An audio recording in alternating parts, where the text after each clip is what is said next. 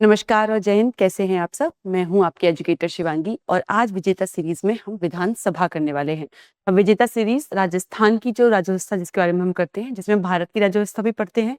आज हम राजस्थान की राज्यव्यवस्था की दूसरी क्लास लेके आ रहे हैं, जो कि होने वाली है किसके बारे में? विधानसभा के बारे में।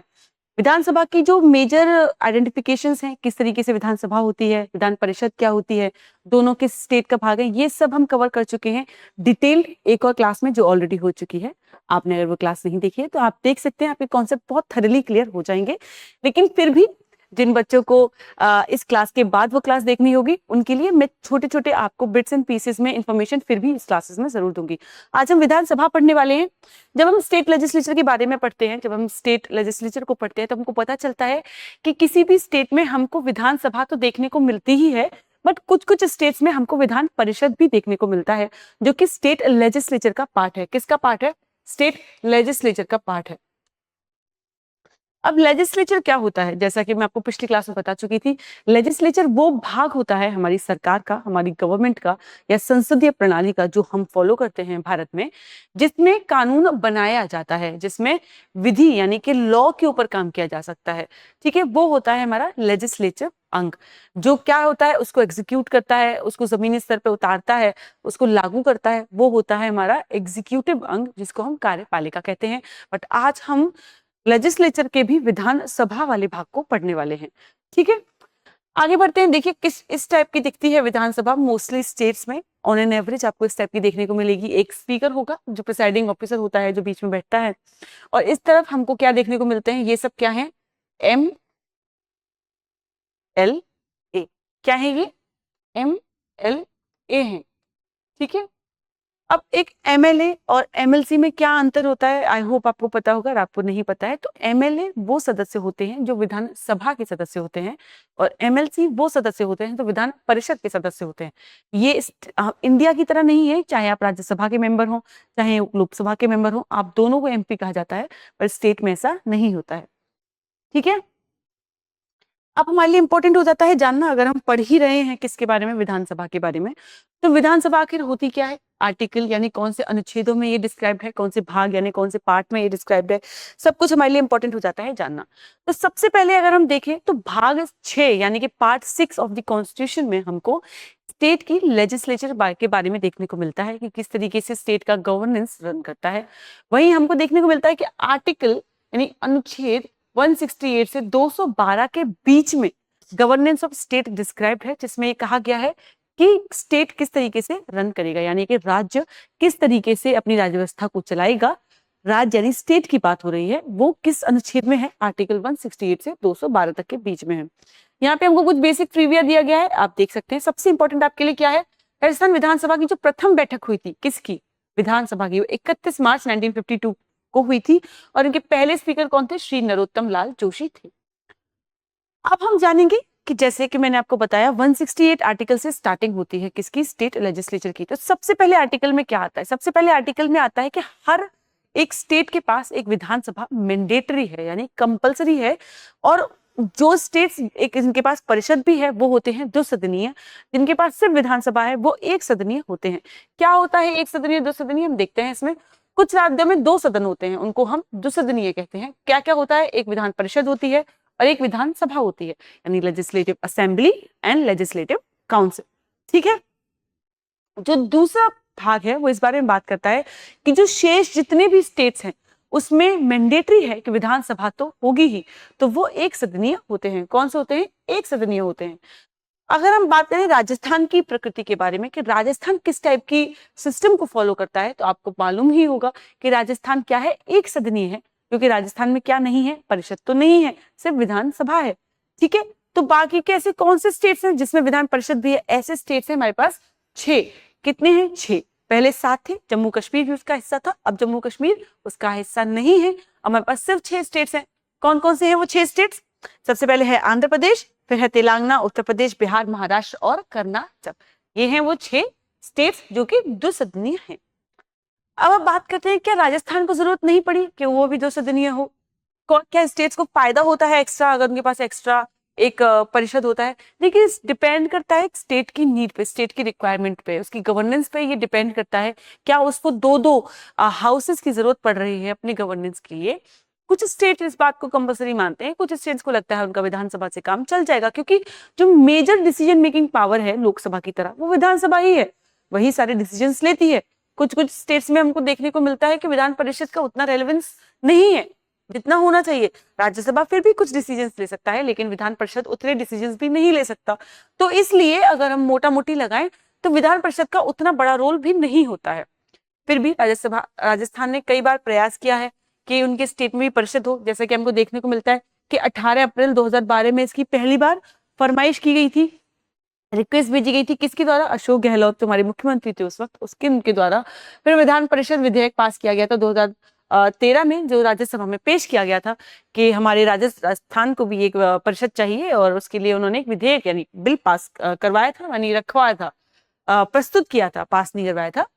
फिर स्थायी समिति को ये भेजा गया था, उसके बाद में विधेयक लैप्स हो गया, यानी कि वहीं पे ना उसके बारे में कोई चर्चा हुई ना कुछ हुआ, वो वहीं पे धरा का धरा रह गया और लैप्स हो गया। फिर से प्रयास किया गया, कब? 2021 जुलाई में प्रयास किया गया है, और दूसरा प्रयास भी आगे नहीं बढ़ पाया है। यानी कि आप इस बात से समझ पा रहे होंगे कि ये स्टेट की मनमानी नहीं होती है कि उसके पास परिषद हो या ना हो। ये किस पे डिपेंड करता है? ये पार्लियामेंट पे डिपेंड करता है। स्टेट सिर्फ रिक्वेस्ट कर सकते हैं, और ये कहाँ गिवन है? आर्टिकल 169 यानी अनुच्छेद 169 में ये उल्लेखित है। क्या? राज्य विधानमंडल केवल सिफारिश संकल्प भेज सकते हैं, अंतिम निर्णय और कानून बनाना संसद के विवेक पर निर्भर करता है। ठीक है, तो आपको पता चल गया होगा कि डिसाइडिंग अथॉरिटी या डिसाइडिंग पावर किसके हाथ में होती है? संसद के हाथ में होती है। वही डिसाइड करते हैं कि आपको परिषद मिलेगा या नहीं मिलेगा। ठीक है, तो हमको ये तो पता चल गया कि राजस्थान में तो विधान परिषद है ही नहीं, हमने रिक्वेस्ट भी की है, फिर भी हम उसको नहीं बना पाए हैं। तो अब हम विधानसभा के बारे में बात करते हैं कि किस तरीके से इसकी संरचना होती है, किस तरीके से वो फंक्शन करता है, किस तरीके से हमको उसके बारे में और इंफॉर्मेशन देखने को मिलती है। सबसे पहले अनुच्छेद 170 की बात करते हैं, क्योंकि हम 168 भी देख चुके, 169 भी देख लिया। अब हम पढ़ेंगे आर्टिकल 170। ये किसकी बात करता है? संरचना की बात करता है। संरचना यानी कि कॉम्पोजिशन की बात करता है। कंपोजिशन क्या होता है? मान लीजिए अगर हम पार्लियामेंट की बात करते हैं तो पार्लियामेंट का कंपोजिशन क्या है? पार्लियामेंट का कंपोजिशन यही तो है। देखिए पार्लियामेंट में हमको राज्यसभा देखने को मिलती है, लोकसभा देखने को मिलती है, और प्रेसिडेंट भी उसका भाग होता है। बट स्टेट में ऐसा नहीं होता। एक तो स्टेट में सब में परिषद होती ही नहीं है, बट फिर भी मान लीजिए अगर सब में होती भी, फिर भी स्टेट में जो गवर्नर होता है वो उस कंपोजिशन का हिस्सा नहीं होता है। इसलिए स्टेट की कंपोजिशन देश की कंपोजिशन से थोड़ी भिन्न होती है, इसलिए हमको उसको अलग से पढ़ना थोड़ा इंपॉर्टेंट हो जाता है। अधिकतम सदस्यों की संख्या 500 हो सकती है, न्यूनतम 60 हो सकती है, लेकिन हमारे पास इसमें भी कुछ एक्सेप्शंस हैं। यानी स्टेट में विधानसभा में आप मैक्सिमम मेंबर कितने रख सकते हो? 500 रख सकते हो, और मिनिमम 60 मेंबर्स होने ही चाहिए आपकी विधानसभा में, तभी वो विधानसभा एक तरीके से करेक्ट फॉर्मेशन में मानी जाएगी। लेकिन हमारे पास अभी भी ऐसे स्टेट्स हैं जिनमें हमको 60 से भी कम देखने को मिलते हैं। क्या? मेंबर्स। क्यों? क्योंकि वो स्टेट्स ही छोटे हैं, वो स्टेट्स की टेरिटरी बहुत छोटी है, वहां पे पॉपुलेशन बहुत कम है। कौन कौन है वो अपवाद, वो एक्सेप्शंस कौन है? जैसे सिक्किम है, हमको 32 वहां देखने को मिलते हैं, गोवा में 40 है, मिजोरम और नागालैंड में हमको क्या क्या देखने को मिलता है? इसमें भी हमको कम देखने को मिलता है। अब आप बताइए मिजोरम में कितना है और नागालैंड में कितना है? यहीं से क्वेश्चंस बनते हैं। बच्चों को लगता है कि जेनेरिक इन्फॉर्मेशन पढ़ के पेपर निकला जा सकता है, बट जेनेरिक इन्फॉर्मेशन से आप कट ऑफ बहुत ब्रिलियंटली क्लियर नहीं कर पाएंगे। क्या आपको ऐसा लगे कि एग्जाम देने के बाद आपको पता है कि आपका अच्छे तरीके से होगा ही? उसके लिए हमको थोड़ा बिटवीन द लाइंस पढ़ने की आदत होनी चाहिए। हमको पता होना चाहिए कि अगर हम फिलहाल ये पढ़ रहे हैं तो इसके आसपास की सारी इन्फॉर्मेशन हमको पता होनी चाहिए। तो जैसे यहाँ पे ये मिजोरम और नागालैंड लिखा हुआ है, तो आप पता कीजिए कि इनमें लोकसभा की कितनी सीट्स हैं। ठीक है, एट प्रेजेंट बात करते हैं सभी क्षेत्र जो निर्वाचन क्षेत्र होते हैं, टेरिटोरियल कॉन्स्टिट्यूंसीज होती हैं, इसके प्रत्यक्ष निर्वाचन यानी डायरेक्ट इलेक्शन द्वारा चुने जाते हैं। डायरेक्ट इलेक्शन जैसे हमको लोकसभा में देखने को मिलते हैं, जैसे हम डायरेक्टली लोकसभा में रिप्रेजेंटेटिव चुनते हैं, उसी तरीके से हमको यहाँ पे भी डायरेक्ट इलेक्शन देखने को मिलते हैं। किसमें? विधानसभा में। ये आर्टिकल 326 के अंदर उल्लिखित है। ठीक है, किसके? वयस्क मताधिकार के आधार पर, यानी किसकी बात कर रहे हैं? अडल्ट फ्रेंचाइज की। ये आर्टिकल किसमें है? 326 में। ठीक है, बात करते हैं राजस्थान की विशेष स्थिति के बारे में कि हमको राजस्थान में क्या देखने को मिलता है।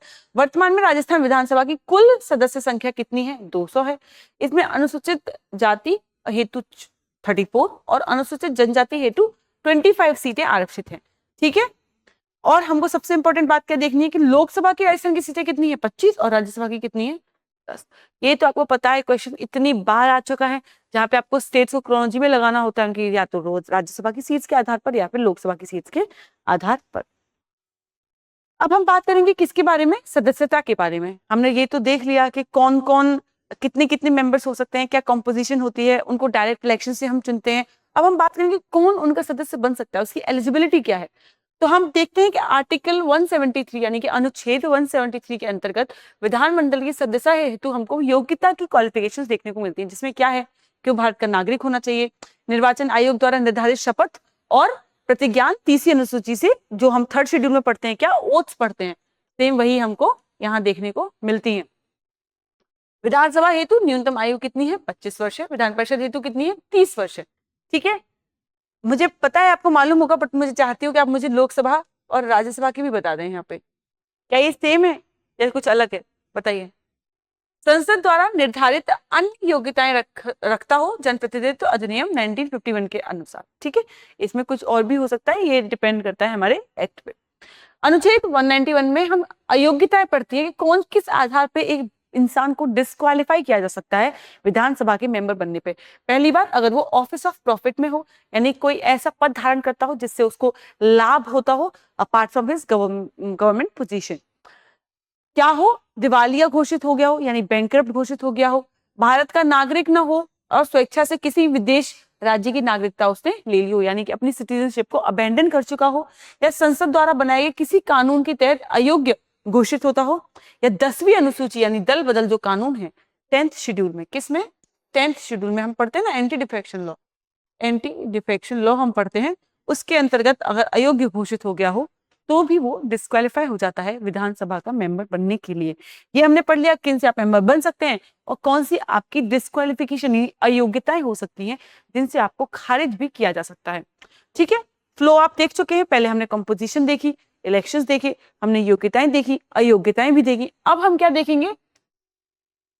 अगर बाई चांस वेकेंस रह जाती है सीट्स, अगर कोई सीट्स अभी भी खाली हैं तो क्या होता है।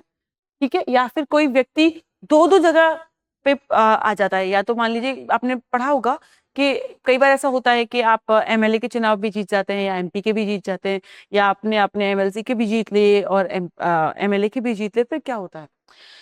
सदनों में एक ही सदन की 2 सीटों पर निर्वाचित अगर हो जाए, अगर आप एक ही सदन की 2 सीटों पर भी निर्वाचित होता है, फिर क्या होगा?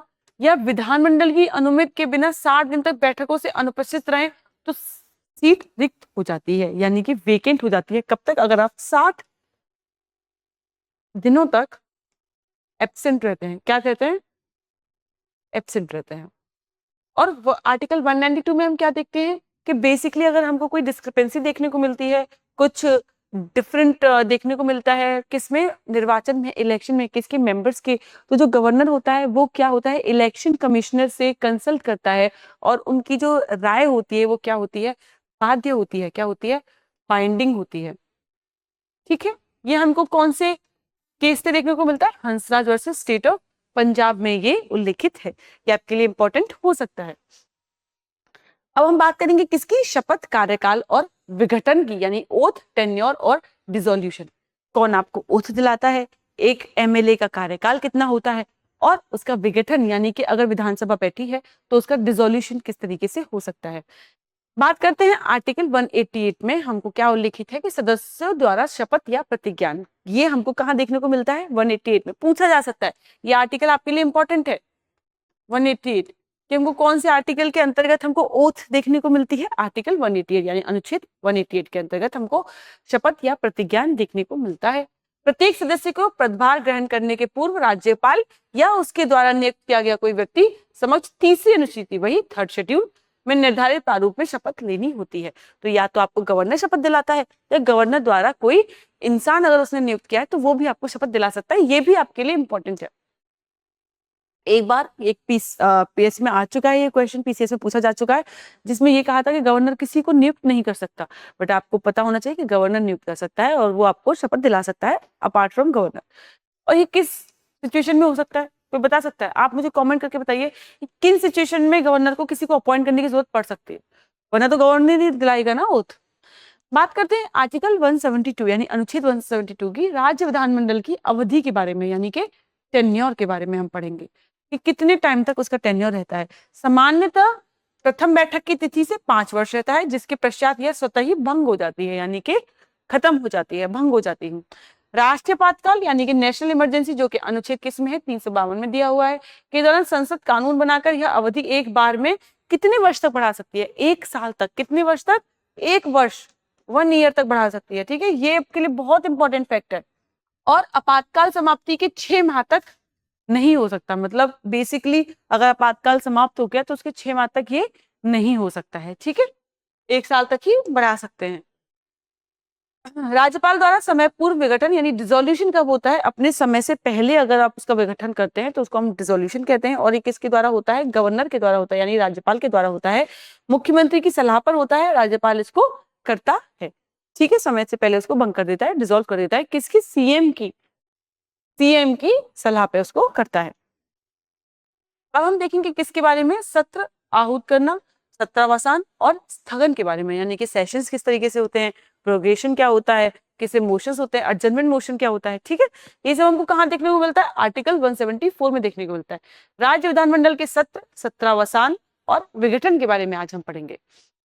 सबसे पहले हमको यहाँ पे क्या देखने को मिलता है? राज्यपाल समय समय पर सदन को ऐसी तिथि व स्थान पर समन करेगा जो वह उचित समझे। ठीक है, कौन करेगा? गवर्नर करेगा। फिर से आपके लिए इंपॉर्टेंट है। और डिसोल्यूट भी कौन करेगा? गवर्नर करेगा। समन भी कौन करेगा? गवर्नर करेगा। सेम चीज हमको कहाँ देखने को मिलती है? प्रेसिडेंट करता है। किसमें? लोकसभा में। बिल्कुल एकदम कॉपी पेस्ट वही चीज है, परंतु 2 सत्रों के बीच में 6 माह से अधिक का अंतर नहीं होना चाहिए, अर्थात वर्ष में कम से कम 2 सेशंस तो होने ही चाहिए। ये क्या है? इंपॉर्टेंट है। फिर से बहुत इंपॉर्टेंट फैक्ट है आपके लिए। राज्यपाल समय समय पर सदन का सत्रावसान यानी प्रोरोगेशन कर सकता है और सदन को भंग भी कर सकता है, यानी डिसॉल्व यानी डिसोल्यूशन भी कर सकता है। ठीक है, यानी कि एक सेशन चल रहा है, दूसरा सेशन चल रहा है, दोनों सेशन के बीच में कम से कम 6 महीने का गैप ही होना चाहिए, इससे ज्यादा का गैप नहीं होना चाहिए। अब हम क्या पढ़ेंगे? हम देखेंगे क्या आधार की किस बेसिस पे एडजमेंट होता है, प्रोरोगेशन क्या होता है और डिसोल्यूशन क्या होता है। बहुत बच्चों को इस चीज में कंफ्यूजन होता है, उनको लगता है इन दोनों में क्या अंतर है, कब हो सकता है, क्या नहीं हो सकता, किससे कितनी चीजें खत्म होती हैं। ठीक है, सत्र ही खत्म हो जाता है या उस टाइप की मीटिंग ही खत्म होती है। आज आपका कॉन्सेप्ट बिल्कुल क्लियर हो जाएगा। तो सबसे पहले हम देखेंगे क्या? एडजमेंट मोशन के बारे में। तो बेसिकली एडजमेंट मोशन क्या होता है? स्थगन होता है। स्थगन क्या होता है कि उस टाइम के उस दिन की बात कर रहे हैं हम, तो उसको कौन करता है? जो पीठासीन अधिकारी होता है, यानी अध्यक्ष होता है वहां का। ठीक है, इसका प्रभाव क्या होता है, मतलब क्या फर्क पड़ता है एडजमेंट से करने से? जो बैठक होती है उस दिन की, जो मीटिंग होती है वो स्थगित हो जाती है। जो उस दिन का सत्र होता है, जो सेशन होता है, कमरे से मानसून सेशन होता है, कितने सेशन होते हैं? How many session? मुझे पता है बहुत इजी क्वेश्चन है, पर फिर भी मैं चाहती हूँ आप इसका आंसर दें। टोटल हाउ मेनी सेशंस आते हैं? नाम बताइए उनके। तो वो सेशन कंटिन्यू रहता है, लेकिन उस दिन की मीटिंग को स्थगित कर दिया जाता है। इससे बेसिकली क्या होता है, अगर कोई बिल चल रहे हैं उस टाइम पे सभा में पेश किए गए तो वो लंबित नहीं होते, यानी कि लैप्स नहीं होते, और दिन की कार्यवाही ही स्थगित होती है, यानी उस दिन की ही कार्यवाही को स्थगित किया जाता है। कई सारी रीजन हो सकता है, कोरम ना हो उस दिन, लोग ना आए हों, कोई और न्यूसेंस क्रिएट हो गया हो, तो इस पे चेयरमैन ये कर सकता है, स्पीकर ये कर सकता है। ठीक है, अब हम बात करेंगे किसकी? प्रोरोगेशन की, जो कौन कर सकता है? राज्यपाल करता है। प्रोरोगेशन क्या होता है? सत्र अवसान करता है। उसमें क्या होता है? सत्र की औपचारिक समाप्ति हो जाती है, सेशन की क्या हो जाती है? औपचारिक, यानी ऑफिशियल उसको हम एंड कर देते हैं। इससे क्या होता है? पूरा सत्र ही समाप्त हो जाता है, यानी सेशन एंड हो जाता है और सदस्यता बनी रहती है। बेसिकली आप रहते तो हो, आप एमएलए तो फिर भी रहोगे, लेकिन आपका सेशन एंड हो जाएगा। और ये क्या होता है? बिल्स लैप्स नहीं होते, समितियों के प्रतिवेदन भी नहीं होते। ठीक है, ये आपको समझ में आ गया? इसमें भी बिल्स क्या नहीं होते हैं? लैप्स नहीं होते हैं। अब हम बात करेंगे किसकी? डिसोल्यूशन की। डिसोल्यूशन भी किसके द्वारा किया जाता है? गवर्नर के द्वारा किया जाता है, राज्यपाल। और करता कब है वो? सीएम की सलाह पर। एक तरीके से इसको आप बाइंडिंग ही मान लीजिए। ठीक है, मतलब अनऑफिशियली एक तरीके से इन्फ्लुएंस होता है सीएम के कहने पे। ठीक है, सदन समाप्त हो जाता है और नए चुनाव आवश्यक हो जाते हैं अगर ये हो जाता है, क्योंकि 5 वर्ष पूर्ण होने पर या समय से पूर्व भी ये हो सकता है। इसमें कुछ इंपॉर्टेंट इन्फॉर्मेशन लिखी है, आपको लिए पढ़ देती हूँ, अगर आपके लिए वो विजिबल ना हो आप स्क्रीनशॉट भी ले सकते हैं। लोकसभा विधानसभा में लंबित विधेयक, अगर कोई पेंडिंग बिल्स हैं जो उस सदन में उत्पन्न हुए और दूसरे सदन को नहीं भेजे गए, समाप्त हो जाते हैं। राजस्थान में यह प्रश्न विशेष रूप से लागू नहीं होता क्योंकि वो एक सदनीय है, तो यहाँ पे ये रेलिवेंट है ही नहीं। बात करेंगे 175 के बारे में। आर्टिकल 175 किसकी बात करता है? वो बात करता है सदन को संबोधित करना। कौन करता है संबोधित? गवर्नर करता है, हमारा राज्यपाल करता है। और संदेश भेजता है किसको? आओ मीटिंग करो, पूरे मिनिस्टर्स को संदेश भेजता है। और क्या करता है? संबोधित करता है। कौन करता है? गवर्नर करता है। 176 में क्या मेंशन है? राज्यपाल का विशेष अभिभाषण यानी स्पेशल एड्रेस कौन देता है? गवर्नर देता है। कौन से दिन देता है? कब दिया जाता है स्पेशल एड्रेस? व्हेन? आप बताइए। देखते एग्जाम की तैयारी चल कितनी अच्छी रही है, आप मुझे बताइए कि when the special address is given. Session के स्टार्टिंग में, सेशन के एंड में, बीच में, कब दिया जाता है? बताइए। ठीक है, अब हम बात करेंगे कोरम के बारे में कि आखिर कोरम क्या होता है। क्या होता है कोरम? जैसे मैंने आपको पिछले साल में बताया था कि हो सकता है कोरम पूरा ना हो इसलिए कर दिया हो, क्या कर दिया हो? डिसॉल्व कर दिया हो। ठीक है,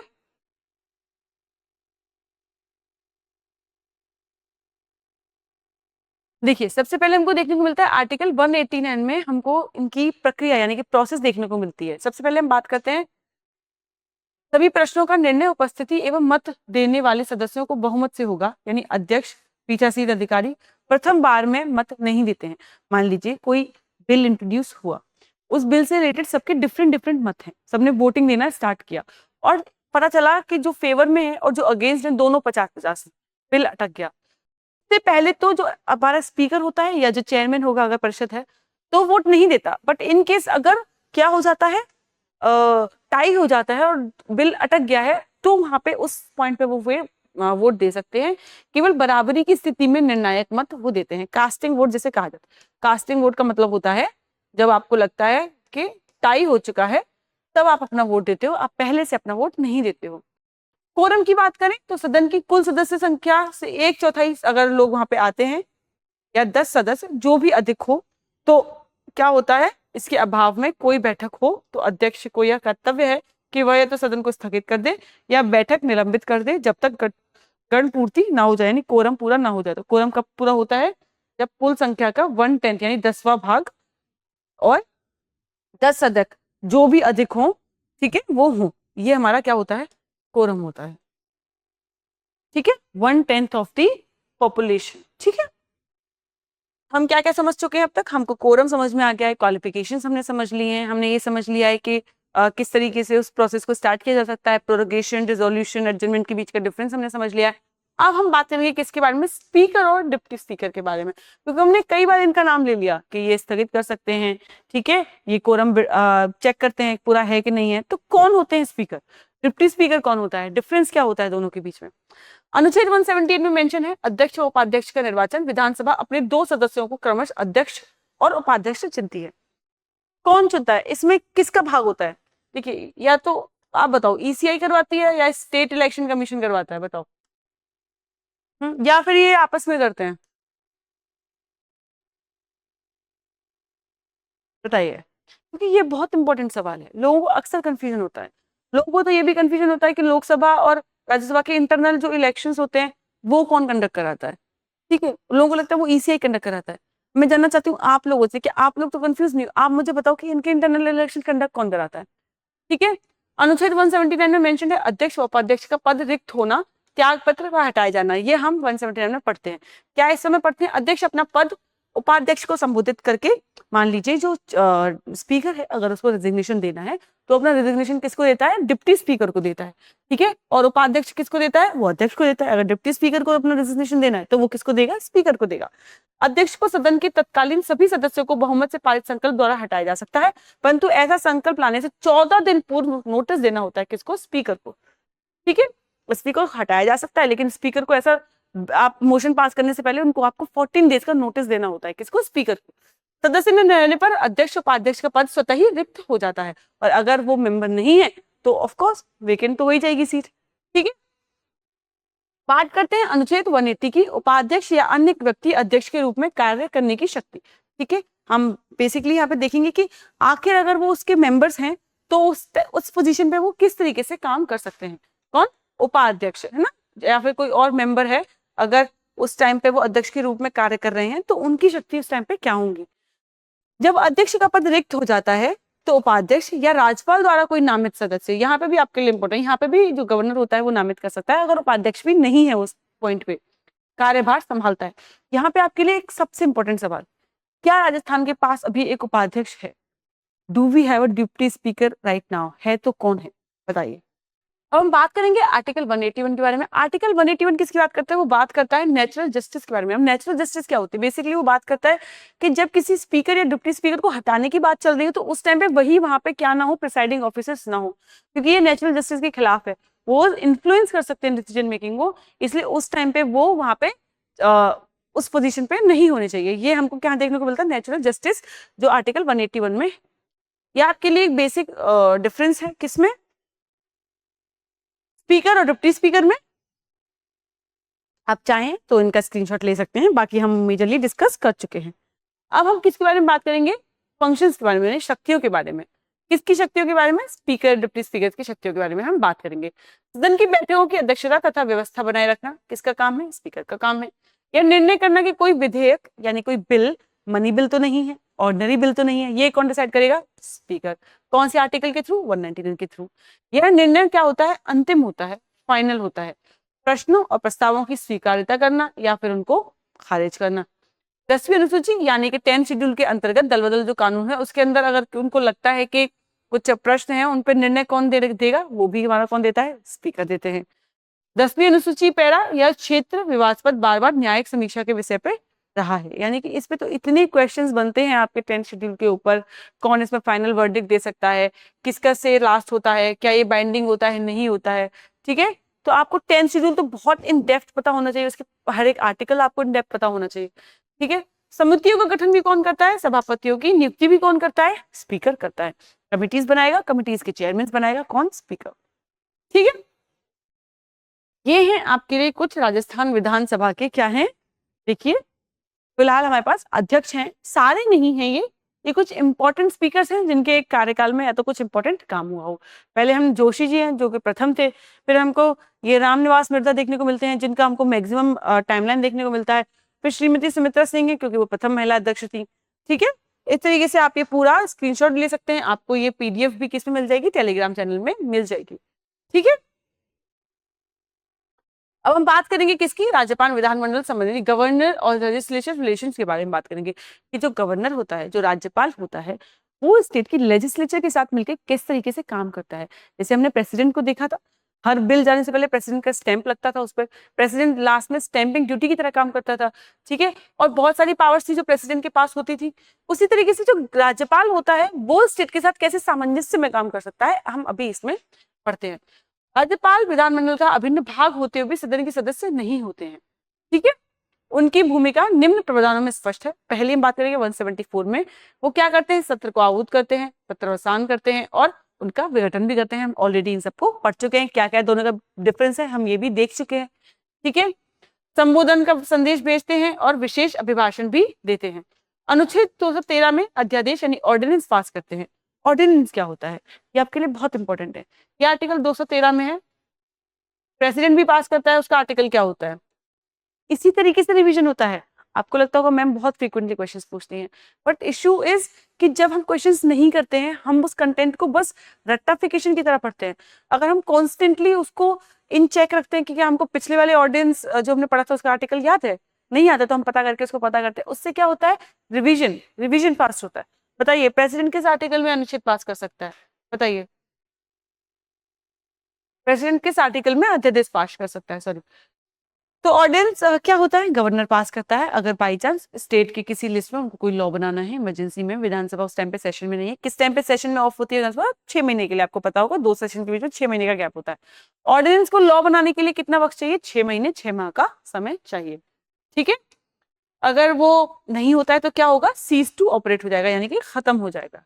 ठीक है, अनुच्छेद 200 से 201 तक विधेयकों पर अनुमति यानी नीचे विस्तार से हम देखेंगे, और दूसरे अनुच्छेद 163 164 से मुख्यमंत्री व मंत्रिपरिषद की नियुक्ति व राज्यपाल के विवेकाधीन शक्तियां हमको देखने को मिलती हैं इन आर्टिकल्स के बीच में। सबसे पहले बात करते हैं leader of the house and leader of the opposition की। ठीक है, अब देख लिया हमने कि एक सभा में 2 तरीके के हमको देखने को मिलते हैं, एक पार्टी होती है जो पावर में होती है, जिसका सीएम होता है, एक पार्टी होती है जो पावर में नहीं होती है, जो हार गई होती है, और उन पार्टीज के अपने अपने क्या होते हैं, फेस ऑफ द पार्टी होते हैं। एक होता है लीडर ऑफ द हाउस, दूसरा होता है leader of the opposition. Leader of the house वही आपको जो बताया था, ठीक है। लीडर ऑफ द हाउस कौन होता है, जो जीती हुई पार्टी होती है उसका फेस होता है, और इसकी प्रक्रिया किससे होती है, रूल्स ऑफ प्रोसीजर किससे, संविधान में जो उल्लेखित है उनसे। विपक्ष का नेता कौन सा होता है, सदन की सबसे बड़ी विपक्षी जो पार्टी होती है उसका जो लीडर होगा वो हमारा क्या होता है, विपक्ष का नेता होता है। कम से कम एक 110 सदस्य के समर्थन होना चाहिए, और मान्यता किससे होती है, समूह में एकल दल अधिनियम यानी salary and allowances of leader of opposition act के तहत एलओपी का दर्जा इनको प्राप्त है। ठीक है, प्राप्त है, प्रॉपर एक एक्ट है एलओ के लिए, किसमें, हमारे कॉन्स्टिट्यूशन।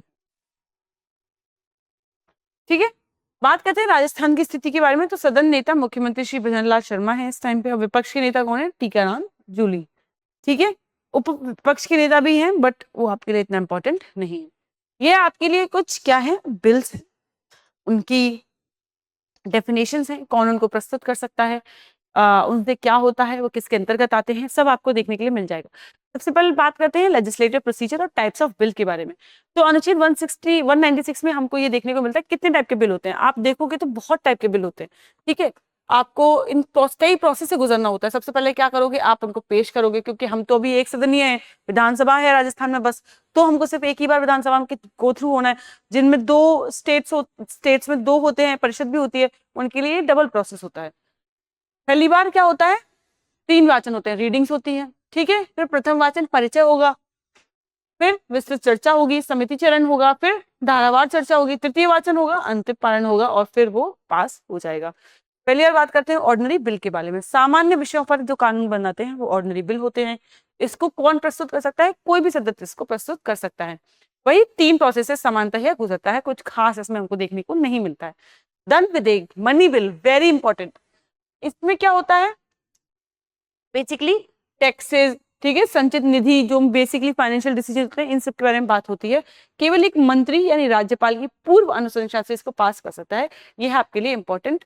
ठीक है, और इसमें क्या लिखा हुआ है, अध्यक्ष का प्रमाणीकरण इंपॉर्टेंट है। राज्यपाल की अनुमति दे या रोके पुनर्विचार हेतु नहीं भेज सकता। कौन नहीं भेज सकता, गवर्नर मनी बिल को वापस नहीं भेज सकता है पुनर्विचार के लिए, क्योंकि ऑलरेडी उसी की परमिशन से तो पास हो रहा है, तो पुनर्विचार के लिए कैसे भेज सकता है। ठीक है, बात करते हैं फाइनेंशियल बिल के बारे में। ये भी मनी बिल के एक टाइप ही हो सकते हैं, आपके स्क्रीन पे हैं, आप इनको देख सकते हैं। और जैसा कि मैंने आपको बताया था, पीडीएफ भी आपको मिल जाएगी, अगर आपको रिवाइज करनी है आपके लिए मैं ऊपर कर देती हूँ, आप बाकी सब पढ़ सकते हैं। मेनली आपके लिए 2 ही इंपॉर्टेंट थे जो मैंने आपको बता दिए। अब हम बात करेंगे किसके बारे में,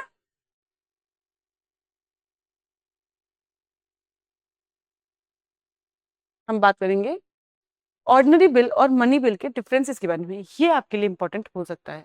ठीक है, किस सदन में इनका उद्गम होता है, ऑर्डिनरी बिल किस में जा सकता है, किसी भी सदन में इसको स्टार्ट किया जा सकता है, लेकिन विधानसभा, क्योंकि हमारे पास तो एक सदन ही है, तो विधानसभा का ही कॉन्सेप्ट है, और तो इसमें कुछ है नहीं। जो मनी बिल होता है वो सिर्फ लोकसभा में इंट्रोड्यूस किया जा सकता है, यानी कि सिर्फ विधानसभा में ही इंट्रोड्यूस किया जा सकता है। ये आपके लिए एक प्रॉपर चार्ट है, आप इसको ध्यान से देख सकते हैं, स्क्रीनशॉट ले सकते हैं। ठीक है, बाकी हम ये सब कुछ डिस्कस कर चुके हैं। अब हम बात करेंगे किसके बारे में, बजट, फाइनेंशियल बिल्स के बारे में, और बेसिकली हम देखेंगे कि क्या प्रोसीजर होता है इनको पास करने का। पहली बार बात करेंगे अनुच्छेद 202 यानी आर्टिकल 202 के बारे में। इसमें क्या है, एनुअल फाइनेंशियल स्टेटमेंट है, जिसको हम बजट भी कहते हैं। एक पूरे साल का लेखा जोखा होता है कि कितना हमारा बजट रहेगा, हम किसको कितना पैसा देंगे, किसी स्कीम को, किसी भी डिपार्टमेंट को, ठीक है, कितना अलोकेशन होगा, ये सब इस बजट यानी फाइनेंशियल स्टेटमेंट का पार्ट होता है। प्रत्येक वित्तीय वर्ष के संबंध में ये राज्यपाल सदन के समक्ष अनुमति प्राप्तियों व व्ययों को विवरण रखवाएगा। व्यय 2 भागों में बांटा जाता है। कौन कौन से, एक होते हैं चार्ज एक्सपेंडिचर, दूसरे होते हैं हमारे वोटेड एक्सपेंडिचर। क्या होते हैं ये अभी देख लेते हैं। ये देखिए आपके वार्षिक वित्तीय विवरण यानी एनुअल फाइनेंस स्टेटमेंट में जब हम पढ़ते हैं तो पहला होता है हमारा चार्ज एक्सपेंडिचर, जो क्या होता है, मतदान की आवश्यकता नहीं होती, जिसमें जैसे राज्यपाल का वेतन हो गया, उच्च न्यायालय के न्यायाधीशों का वेतन हो गया। ठीक है, जब ये पास किए जाते हैं तो इन पे वोटिंग नहीं होती, इन पे मतों की रिक्वायरमेंट नहीं होती। लेकिन जो दूसरा होता है, जो वोटेड एक्सपेंडिचर होता है, तो उसका नाम ही वोटेड है, उसमें मत यानी वोटेड की रिक्वायरमेंट होती है, जहाँ पे हम वोट दे सकते हैं। यहाँ पे उसके थ्रू आपको समझाया गया है। ठीक है, यहाँ पे आपको उदाहरण भी दिए गए हैं। ठीक है, और यहाँ पे इसमें लिखा होता है कि क्या कटौती संभव है, तो यहाँ होता है चर्चा हो सकती है, वो मतदान द्वारा अस्वीकृत नहीं किया जा सकता। कटौती प्रस्ताव, कट मोशन लागू होते हैं। ठीक है, ये कुछ इंपॉर्टेंट आपके क्या हैं, बिल्स हैं जो आपके लिए थोड़े इंपॉर्टेंट है, बहुत ज्यादा रियली इंपॉर्टेंट नहीं है, फिर भी मैंने मेंशन कर दिया इनके आर्टिकल्स। ये सिर्फ आर्टिकल्स के पॉइंट ऑफ व्यू से इंपॉर्टेंट है। ये कुछ टाइप के बिल्स होते हैं आपके। और अब हम देखेंगे किसके बारे में, लेखानुदान, प्रत्यानुदान और अपवाद अनुदान के बारे में, यानी एक्सेप्शनल ग्रांट्स के बारे में। ये कौन से ग्रांट्स होते हैं, बजट होता है उसके बाद भी हमको ग्रांट्स की क्या आवश्यकता होती है। तो कई बार ऐसे सर्कमस्टांसेस होते हैं, बजट लेट हो जाता है, बजट कम होता है ना, और आपको लगता है कि इसमें इतना पैसा दिया गया बट और की रिक्वायरमेंट है, तो कुछ ग्रांट्स हमको गिवन है, हम उनका यूज कर सकते हैं। सबसे पहले हम पढ़ेंगे वोट ऑन अकाउंट के बारे में। वो कब पास होता है, जब पूरा जो बजट है उसको पास होने में टाइम हो, तो उसमें हम इसको पास कर सकते हैं। जैसे कभी कोई ऐसा ईयर है जिसमें चुनाव हो रहा है, ठीक है। दूसरा है वोट ऑन क्रेडिट। इसमें क्या होता है, अनिश्चित मांग की स्थिति में, क्या आपको पता नहीं है कि कितना इसमें लगेगा, तो आप एक अनिश्चित मांग की स्थिति में इसको यूज कर सकते हैं। और दूसरा है एक्सेप्शनल अपवाद अनुदान। ये असाधारण परिस्थिति जब होती है, कोई एक्सेप्शनल सिचुएशन क्रिएट हो जाती है जहाँ पे आपको क्रेडिट की जरूरत होती है, तब वहां पे आप इसको पास कर सकते हैं। अब हम बात करेंगे किसके, अनुच्छेद 207 में कटौती, कट मोशन के बारे में। जैसे हमने पिछली बार में पढ़ा कि कट मोशन पास हो सकता है इसमें, तो कट मोशन होता क्या है, तो आप पहले देखोगे 207 में क्या गिवन है, वित्तीय विधेयकों के संबंध में विशेष प्रावधान गिवन है। ठीक है, कोई भी वित्तीय विधेयक राज्यपाल की पूर्व अनुशंसा से ही पास होता है। ठीक है, तो उसको बाद में तो वो मना नहीं कर सकता कि आप वापस जाइए। राज्यपाल की अनुशंसा के बिना ऐसा विधेयक प्रस्तुत करना अमान्य होगा। ये हमको क्या देखने को मिलता है, बेसिकली आर्टिकल 207 के अंदर हम ये देखते हैं। यहाँ पे हमको क्या देखने को मिलता है, यहाँ पे हम कट मोशन देखते हैं। कट मोशन क्या होता है, डिमांड फॉर ग्रांट के लिए पेश किया जाता है। जब डिमांड ऑफ ग्रांट पेश किया जा रहा था, तब उसके लिए हम कट मोशन निकाल सकते हैं। इसमें क्या होता है, कार्यपालिका को जवाबदेह बनाने की जो हमारा उद्देश्य होता है, व्यय पर नियंत्रण रखने का उद्देश्य होता है, और जन भावना तथा समस्याओं को सदन के समक्ष लाना उद्देश्य होता है कट मोशन का। ठीक है, पॉलिसी कट होती है, एक इकोनॉमी कट होता है, एक होता है टोकन कट। क्या होता है इनका डिफरेंस हम देख लेते हैं। बहुत इंपॉर्टेंट नहीं है, बट शायद आपसे डिफरेंस पूछा जा सकता है। पॉलिसी कट क्या होता है, जब किसी मांग को घटाकर 1 रुपया कर दिया जाता है। ठीक है, इसका मतलब क्या होता है, संबंधित नीति के प्रति सदन की पूर्ण असहमति व्यक्त हो रही है। भाई, हम आपकी पूरी मांग से असहमत हैं, आपने जितना भी डिमांड किया है, हम सिर्फ 1 रुपया देने को तैयार हैं। ठीक है, बात है इकोनॉमी कट की, मांग की राशि में निश्चित कमी करने की बात की जाती है। ठीक है, यहाँ पे मतलब कि हम थोड़ा बहुत राजी हैं, और मांग को घटाकर यहाँ पे 100 कर दिया जाता है, किसमें, टोकन कट में। ठीक है, अब हम देखेंगे क्या, डिफरेंट पार्लियामेंट्री डिवाइसेस जो यूज की जाती हैं डिबेट के लिए पार्लियामेंट में, संसदीय प्रणाली में हम भी डिस्कशन के लिए डिफरेंट पैरामीटर्स का प्रयोग करते हैं। डिबेट्स के लिए, वार्तालाप के लिए, बातों को रखने के लिए, कोई समस्या आन पड़ी है उसको डिस्कस करने के लिए हम पार्लियामेंट्री डिवाइसेस का प्रयोग करते हैं, जो कि होते हैं क्या, मोशंस।